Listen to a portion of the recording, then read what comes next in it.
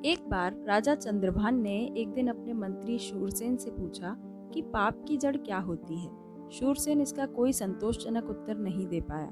राजा ने कहा, इस प्रश्न का सही उत्तर ढूंढने के लिए मैं तुम्हें 1 महीने का समय देता हूँ। यदि तुम इस समय में उत्तर नहीं ढूंढ पाए तो मैं तुम्हें मंत्री पद से हटा दूंगा।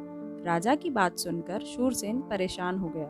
वो गांव गांव भटकने लगा। एक दिन भटकते भटकते वह जंगल जा पहुंचा। वहां उसकी नजर एक साधु पर पड़ी।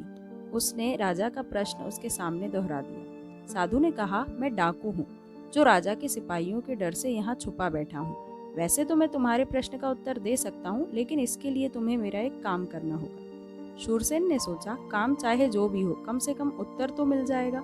उसने डाकू की बात के लिए हामी भर दी। इस पर डाकू ने कहा, तो ठीक है, आज रात तुम्हें नगर सेठ की हत्या करनी होगी और साथ ही उसकी सारी संपत्ति चुराकर मेरे पास लानी होगी।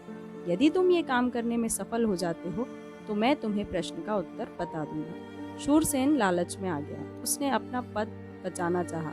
शूरसेन इसके लिए तैयार हो गया और जाने लगा। उसे जाता देख डाकू ने कहा, एक बार फिर सोच लो, हत्या व चोरी करना पाप है।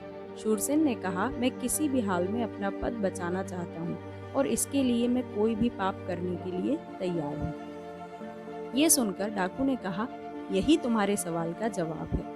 पाप की जड़ होती है लोभ। पद के लोभ में आकर ही तुम हत्या और चोरी जैसा पाप करने के लिए तैयार हो गए। इसी के वशीभूत होकर व्यक्ति पाप कर्म करता है। शूरसेन ने डाकू का धन्यवाद किया और महल की ओर चल दिया। दूसरे दिन राज दरबार में जब उसने राजा को अपना उत्तर बताया तो राजा उसकी बात से प्रसन्न हो गया।